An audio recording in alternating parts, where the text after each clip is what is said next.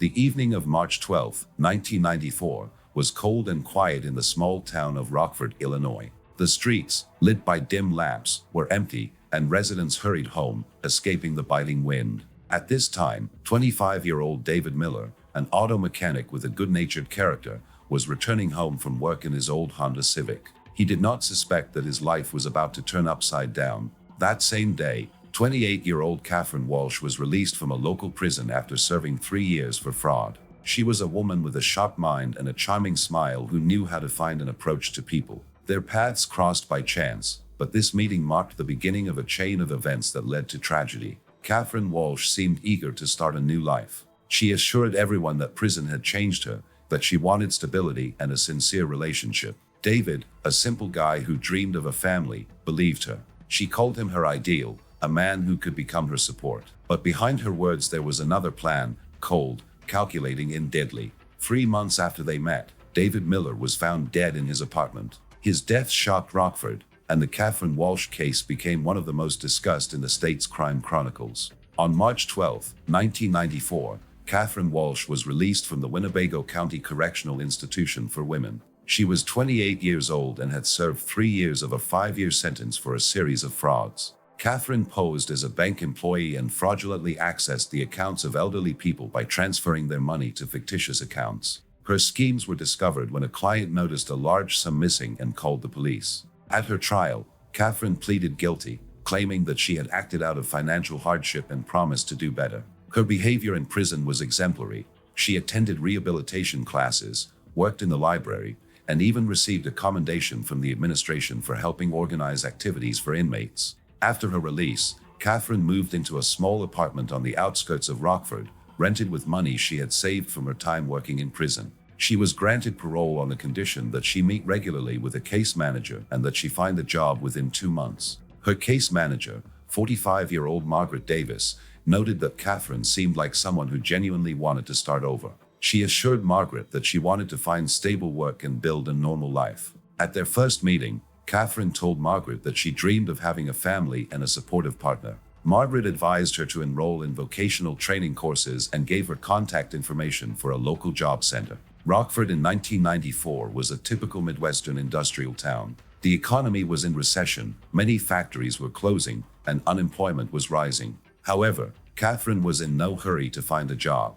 Instead, she began to actively visit local bars and cafes, introducing herself to new acquaintances as a woman who had survived a difficult past, but was ready for change. Her ability to win people over was amazing. She spoke with a soft intonation, listened attentively to her interlocutors, and always found the right words. It was in one of these bars, Pusty Nail, that she met David Miller. David was an auto mechanic at a small shop on Charles Street. He was 25 years old, lived alone in a modest apartment, and led a quiet life. David's parents lived in neighboring Wisconsin, and he visited them once a month. Co-workers described him as a reliable and kind person who was always willing to help. David was not a barfly, but he stopped by the Rusty Nail that night to meet a friend who ended up not showing up.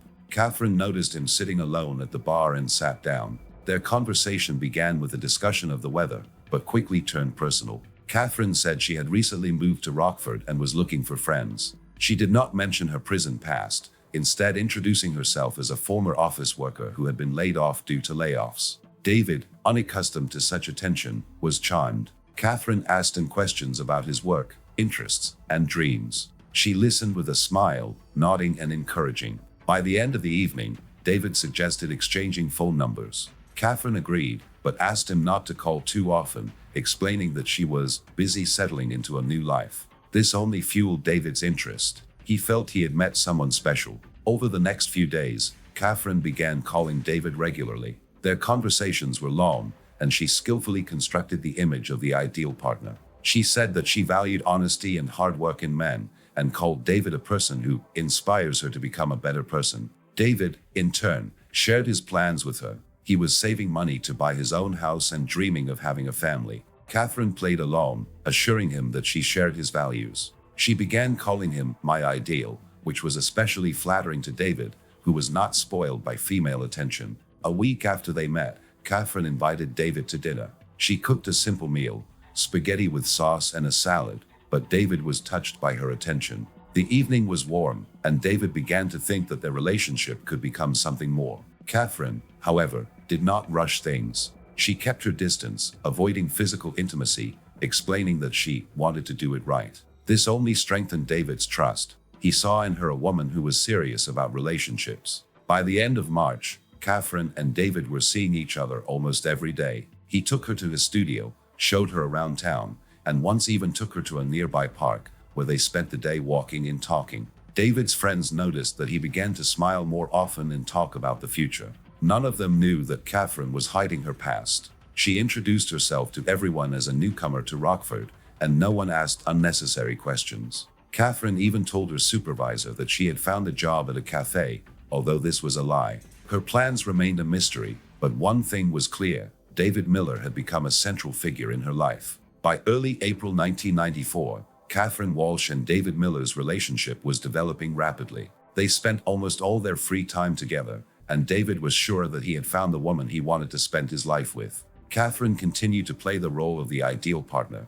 She supported his dreams, praised his hard work, and even began to talk about a future together. However, behind her words were hidden actions that gradually raised questions from those around her. Catherine often asked David for small favors. At first, they were small things: to give her a ride downtown, to lend her some money for groceries, or to help her with repairs in her apartment. David, not used to saying no, fulfilled all her requests. By mid-April, the amount she asked for began to grow. Catherine explained this by temporary difficulties. She allegedly was late with payments at the cafe where she worked. David, trusting her, gave her money without asking for a receipt. In 3 weeks, he lent her about $800, a significant amount for a car mechanic with a salary of $1,200 a month. Catherine promised to repay the debt as soon as she sorted out the finances, and David did not insist. At the same time, Catherine began to show interest in David's personal affairs. She asked about his savings, his family connections,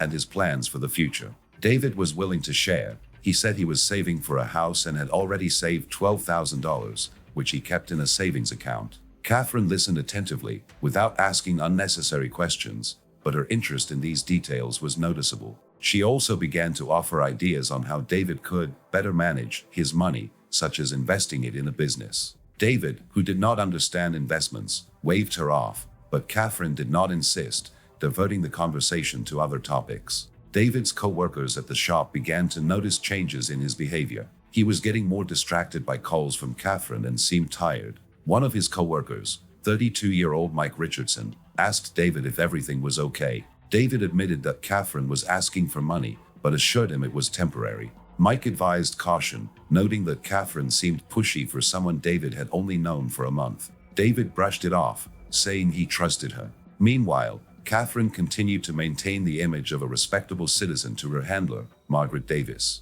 At a follow-up meeting on April 10th, she reported that she had found work as a waitress at a cafe on Main Street, even showing a fake employment contract. Margaret, unaware of the deception, praised Catherine for her efforts. In reality, Catherine was not working and was living off David's money and small amounts she managed to borrow from other acquaintances. She also began to show up more often at bars, where she made new acquaintances, posing as a lonely woman looking for friends. One day in mid-April, Catherine asked David to drive her to Chicago to take care of some paperwork. The trip took all day, and David noticed that Catherine was meeting with a man in a business suit in an office building. She explained that he was a lawyer helping her with an inheritance matter.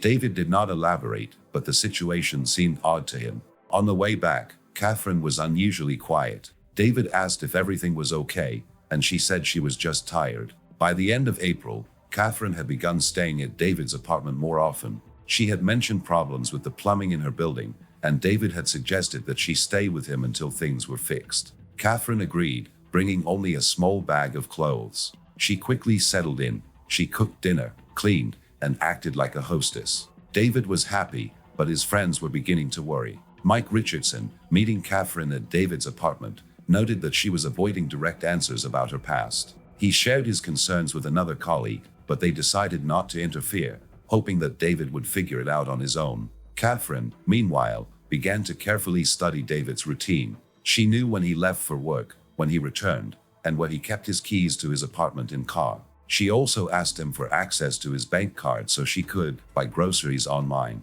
David, trusting her, gave her the PIN. Catherine did not withdraw large amounts, but she began making small purchases that David did not notice. By April 25th, the relationship seemed stable, but the first cracks in David's trust were appearing. He noticed that Catherine often left the house in the evenings without explaining where she was going. One day, he tried to ask where she had been, but Catherine snapped that she had a right to her own space. David, not wanting a fight, backed off. However, his concerns grew, especially after he found a large receipt from a jewelry store in her bag, dated the day she had allegedly been to the cafe. By early May 1994, Catherine Walsh and David Miller's relationship was beginning to deteriorate. Catherine, who lived in David's apartment, continued to manipulate his trust, but her behavior was becoming increasingly unpredictable. David, despite growing uneasy, was hesitant to end the relationship, hoping that Catherine would change. Meanwhile, her actions began to attract the attention of not only David's friends,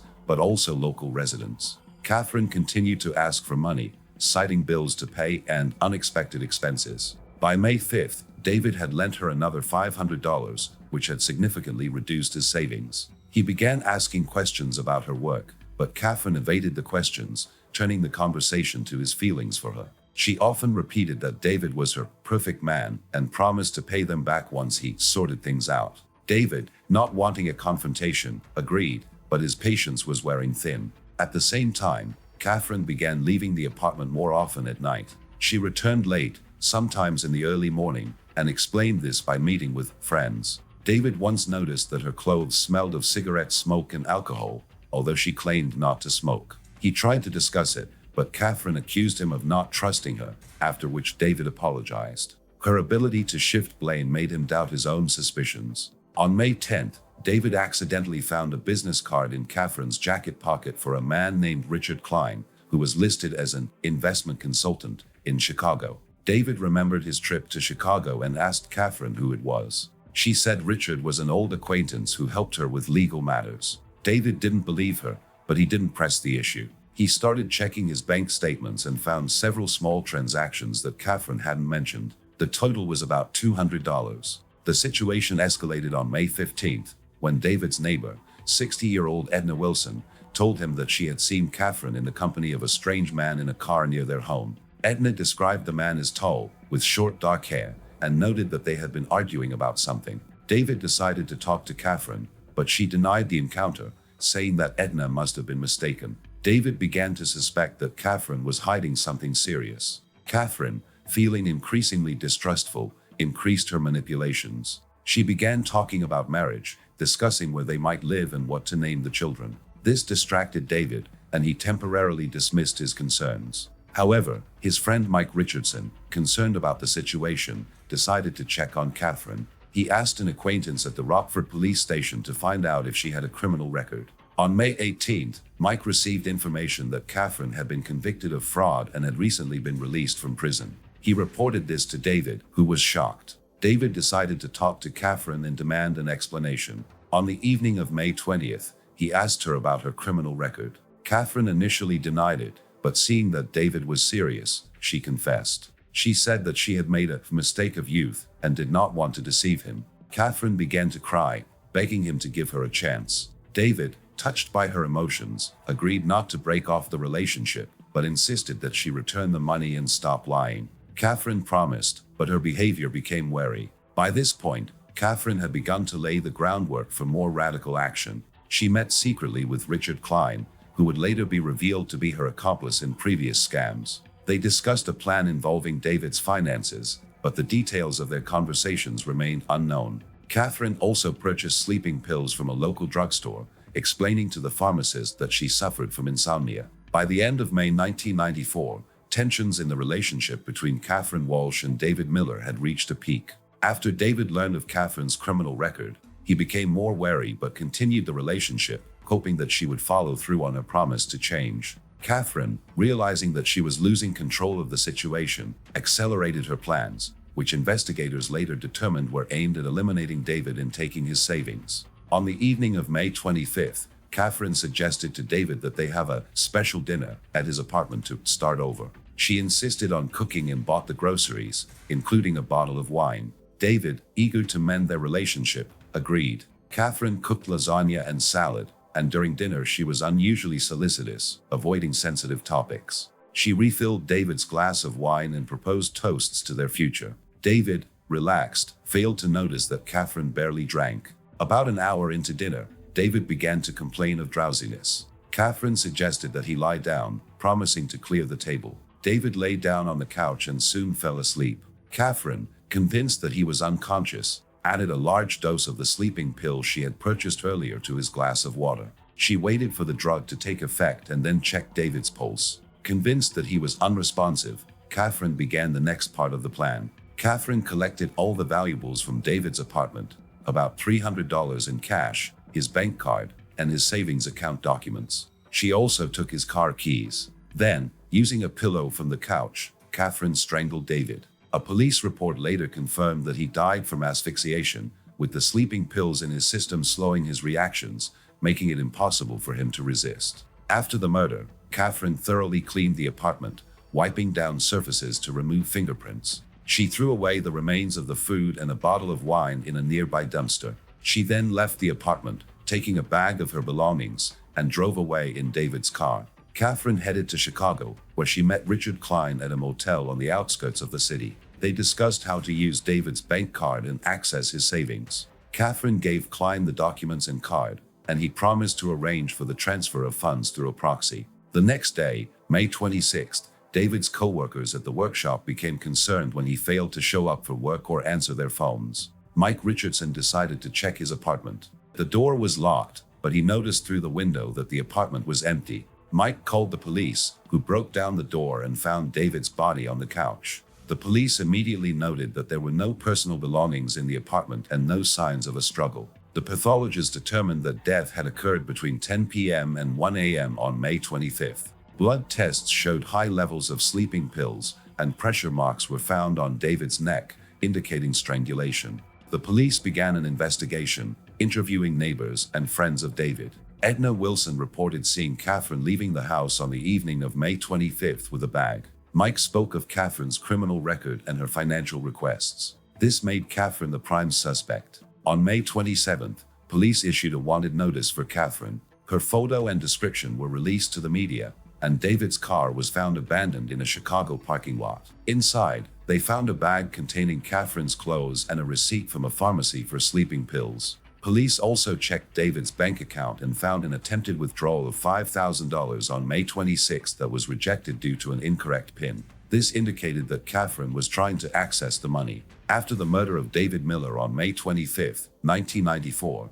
Catherine Walsh became the prime suspect in a case that rocked Rockford. Illinois State Police launched a massive manhunt for her, knowing that Catherine, with her history of fraud and manipulation, could disappear quickly. The investigation was complicated by the fact that Catherine was not acting alone, and her accomplice, Richard Klein, remained in the shadows. On May 28, police got their first lead. A Chicago ATM surveillance camera captured a woman matching Catherine's description attempting to withdraw money from David's card. The quality of the footage was poor, but her clothing and figure matched the description. Detectives also checked the motel where Catherine had met Klein and found a witness, the receptionist, who remembered the couple. He said Catherine had checked in under the name Linda Carter and paid cash for the room. Police seized motel surveillance footage that confirmed the presence of Catherine and a man matching Klein's description. Meanwhile, Catherine and Klein split up to cover their tracks. Catherine headed to Milwaukee, Wisconsin, by bus, using a fake ID.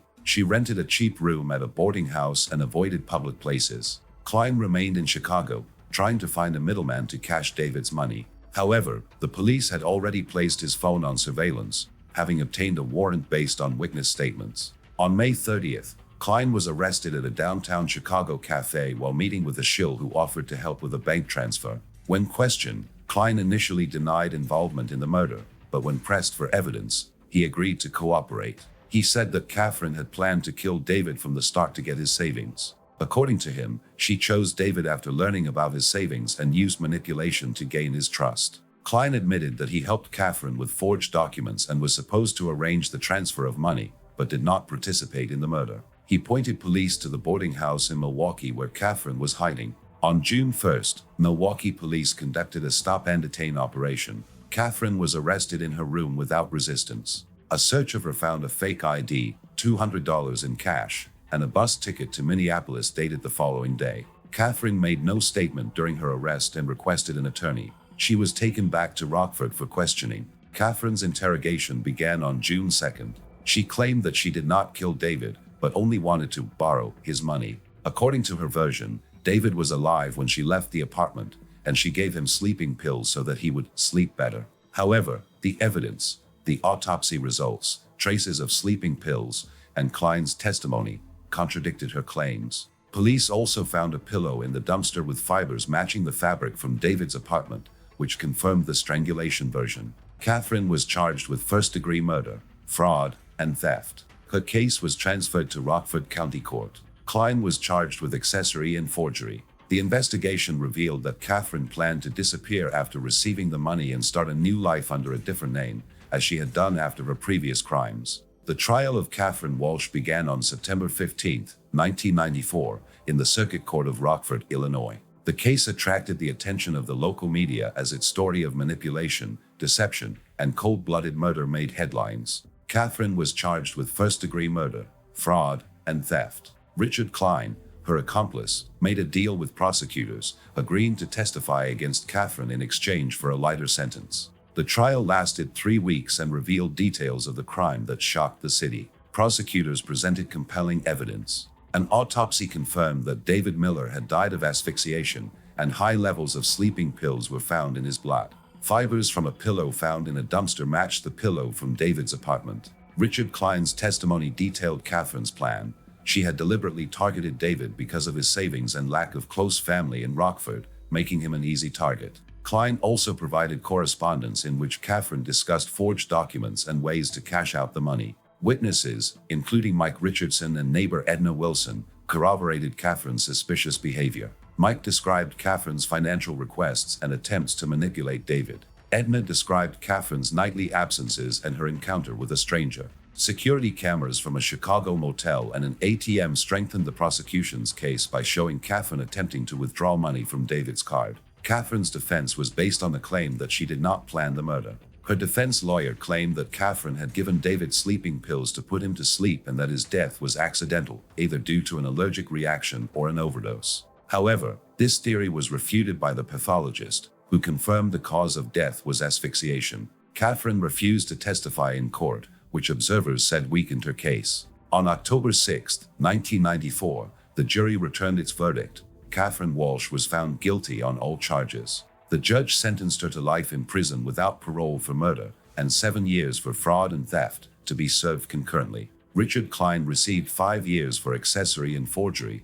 taking into account his cooperation. After the verdict was announced, Catherine showed no emotion. She was transferred to a maximum security prison in Illinois. David's family, who attended the trial, expressed relief but noted that the verdict would not bring their son back. David's mother, Elizabeth Miller, told a local newspaper that she hoped her son's story would serve as a lesson to others. The case of Catherine Walsh became a talking point in Rockford, with locals wondering how someone with such charisma and manipulative skills could have gone undetected for so long. Police overhauled parole procedures to tighten controls on former inmates. The Catherine Walsh case, which unfolded in Rockford, Illinois in 1994, left a deep mark on the city's history. Catherine, released from prison after serving time for fraud, used her charm and manipulative skills to gain the trust of David Miller, a simple auto mechanic. Her goal was his savings, and the result was a cold-blooded murder. The investigation uncovered a carefully planned crime in which Catherine acted with an accomplice,